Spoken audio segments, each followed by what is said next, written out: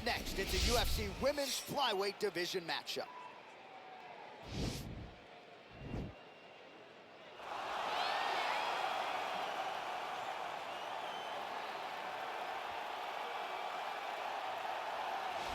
So a real possibility, DC, in this matchup that she's going to try to take advantage of what would appear to be an obvious edge on the feet given her Muay Thai background. Yeah, she has a phenomenal background in Muay Thai. She's a great counter striker, allows you to forward pressure into her, and she will drive big knees into you. As she drives those knees and you start to try to evade, here comes the kick. Here comes the double knees, and don't get stuck across the side of the octagon. She will grab that Muay Thai clinch, and once there, she is just vicious. Driving those knees to the body, to the legs, and when you start to worry about them coming low, she starts spinning you and hitting you in the face with knees just like Anderson Silva did to Rich Franklin. It's a sight to behold when a person understands Muay Thai at this level. Yeah, well put. It is all volume, it is all pressure. She truly fights like she is double parked outside. Well, drillers make killers, and nobody works her takedowns harder than this young woman. She has become a force in this division, and even though the opposition oftentimes knows what's coming, no one's able to stop that shot. Nobody's able to stop that takedown attempt. No one's able to stop that single leg. She said in the fighter meetings, I have drilled that takedown 5,000 times. Amazing. Over and over, I hit a single leg. Every day of the week, I hit at least 30 single legs. I'm like, well, is wrestling practice every day? She goes, no.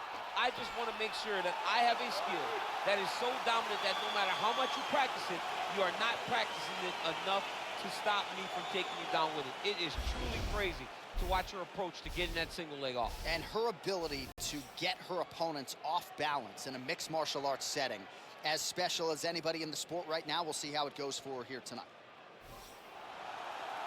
Ladies and gentlemen, this fight is 3 rounds in the UFC flyweight division.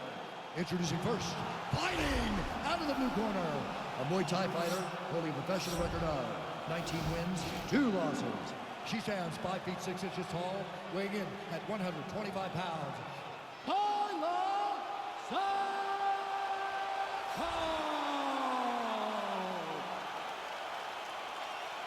And now introducing your opponent, fighting out of the red corner, a jiu-jitsu fighter holding a professional record of 11 wins, 2 losses. She stands 5 feet 4 inches tall, weighing in at 125 pounds. Erin Blanchfield!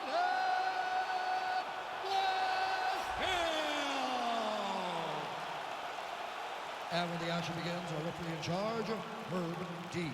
Herb Dean has drawn the assignment here. Ready. Ready, fight. All right, DC, here we go with round 1, and this one could get pretty interesting here early. The Brazilian Jiu-Jitsu black belt taking on the decorated striker. Your thoughts on how this one might play? I think you're going to see the striker fight at range.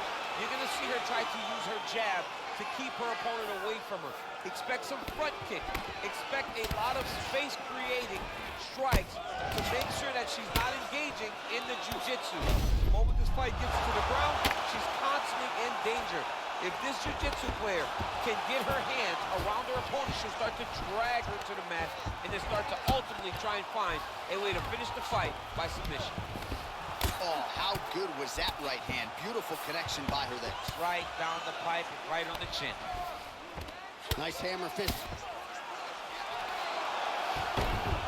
That's a nice job by her there to reverse the position on the ground. She was in trouble. Now she is the one handing out the punishment. Great change of position very quickly. Well, her opponent is squirming, and this might be the beginning of the end. The ground and pound strikes continue to land at will. She's landing it over and over again. She needs to make sure that when she's chasing the finish, she doesn't get excited and lose the position. Oh, nice.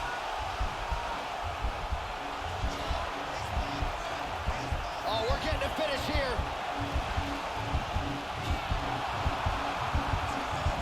And this might just be a matter of time.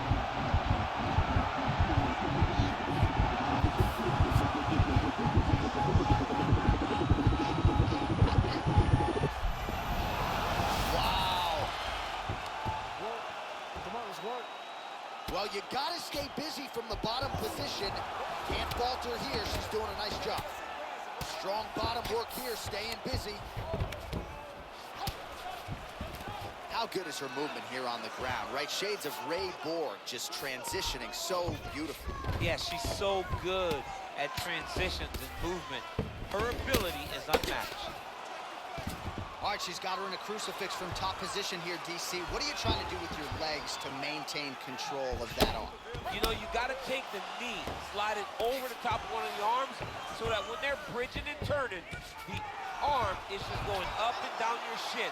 Blocked by your ankle, blocked by your knee. That's how you... Oh, she's going for a submission attempt now. Attacking armbar. Oh, we're getting a finish here. Now she's in trouble.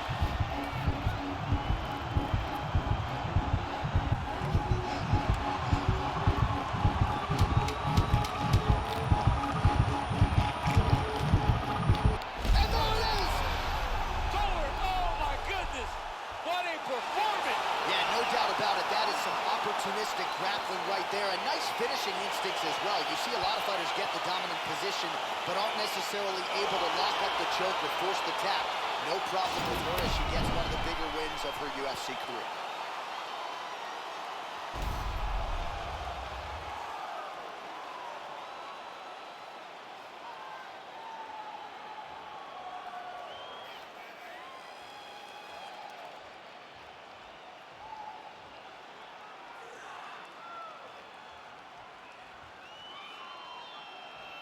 So there she is, your winner by way of submission. A huge result for her here tonight. And you got to think that'll mute some of the naysayers she had coming in. Ladies and gentlemen, referee Herb Dean's going to stop this contest at 4 minutes, 53 seconds of the very first round. Declaring the winner by tap out, Taila Santos.